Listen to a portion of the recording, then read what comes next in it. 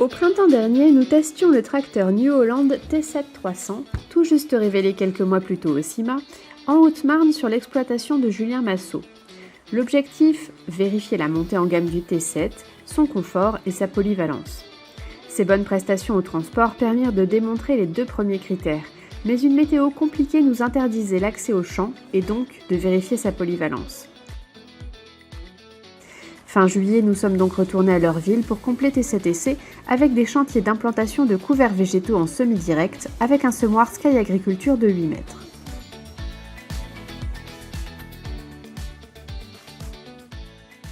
Avant toute chose, rappelons que le New Holland T7 300 est actuellement le plus puissant modèle de la gamme T7, série T7 HD mise à part. Reposant sur un empattement de 2884 mm, le T7 300 dispose d'un moteur 6 cylindres de 6,7 litres, développant jusqu'à 280 chevaux ou 300 chevaux une fois la surpuissance activée. Une motorisation associée à une transmission à variation continue autocommande.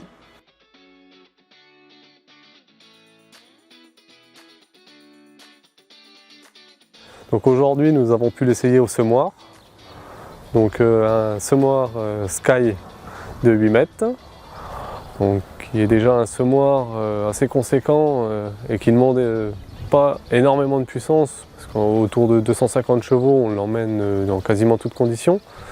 Sauf que c'est un semoir qui demande une adhérence supérieure, car on a beaucoup de soucis de patinage dès que ça monte un petit peu, ou de difficulté à rentrer le semoir si on ne le leste pas assez, en particulier sur l'arrière du tracteur.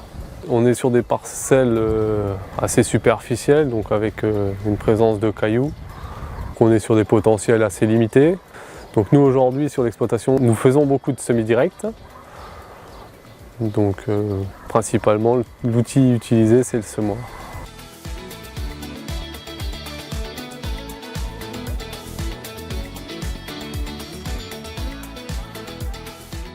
Donc aujourd'hui le T7 est plutôt agréable, nous l'avons essayé au début sans Altimas pour voir un petit peu, où le tracteur l'emmène sans trop de soucis, sauf qu'on n'arrive pas à terrer suffisamment le semoir, on n'a pas le double effet sur le relevage qu'on peut retrouver sur le Fen, qui parfois me permet de pouvoir appuyer sur le semoir.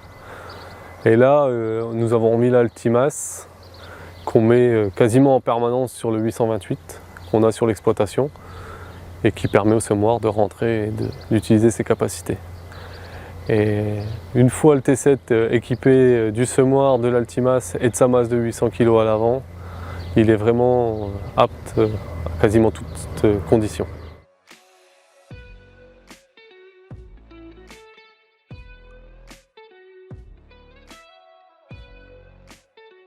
Ces jours-ci, nous avons été dans des parcelles à plat où on est à moins de 5% de patinage, voire proche de zéro dans une majorité des cas. Et les parcelles en montée, on arrive sur certaines parcelles à 15%, mais vraiment dans les parties les plus dures de la pente. Sinon, on descend en dessous de 10% et il se comporte vraiment très bien, voire mieux que le 828. Après, là aujourd'hui, le tracteur est équipé en pneus basse pression et gonflé à 800 grammes, voire moins, 700 grammes. Pour nous, en fait, aujourd'hui, on a un 828 qui est équipé de 870-38 à l'arrière et on est en 600 à l'avant. Et aujourd'hui, nous, c'est pas la puissance du tracteur qui est limitante, c'est vraiment l'adhérence. L'achat de tracteurs de tête ou tracteurs qui vont dans les champs, ce sera vraiment l'adhérence, donc qui passe par le choix des pneumatiques. Donc aujourd'hui on est déjà en basse pression et nous le pneumatique, l'empreinte, une grosse empreinte au sol et pourquoi pas un télégonflage sur le prochain pour pouvoir avoir sur la route un pneu gonflé et un confort de conduite et avoir dans les champs un confort de travail et un tassement minimum.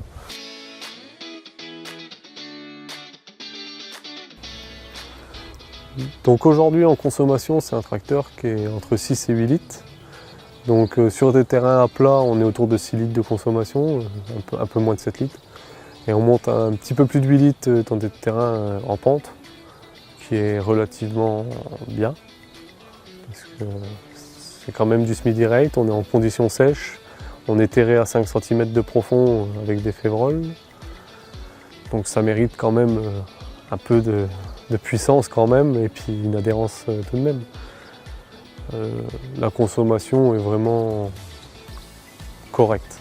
On est dans les plages de ce qu'on connaît avec le 828, voire peut-être même un petit peu moins. Aujourd'hui, c'est un tracteur vraiment très intéressant dans son gabarit qui est petit, car c'est un tracteur qui a énormément de puissance. Donc aujourd'hui, c'est un tracteur qu'on pourrait retrouver sur une presse qui va limiter le tassement parce qu'on va le délester, on va enlever les masses.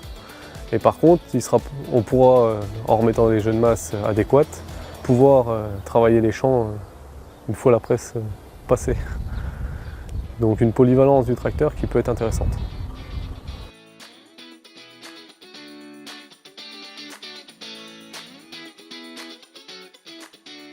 C'est un tracteur qui est assez souple, mais qui n'est pas non plus un bateau dans le champ. Aujourd'hui, on pourrait avoir un peu l'effet bateau parce que sur la route, parce qu'on a des pneus très faiblement gonflés. Par contre, une fois attelé à la benne, comme au printemps, avec une pression raisonnable, on avait un tracteur très très confortable. Donc je me dis qu'à pression adaptée, le télégonflage serait vraiment une bonne option pour ce tracteur-là et créerait vraiment un tracteur très très confortable dans toute situation.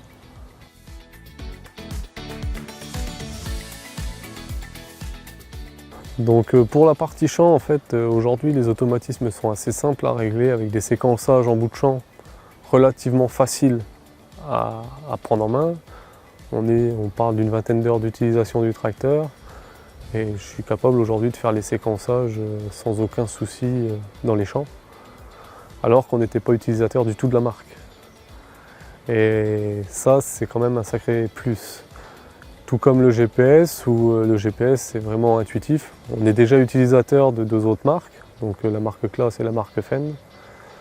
Mais celui-là est vraiment simple d'utilisation et aussi également permet des cartographies et des possibilités très très grandes sur le GPS.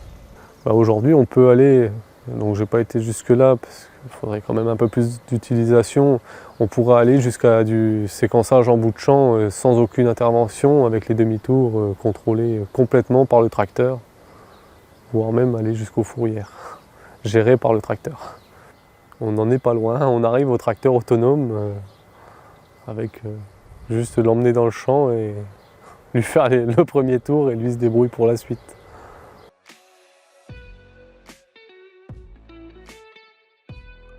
Au final, Julien Massot a apprécié le New Holland T7 pour son confort sur route comme au champ.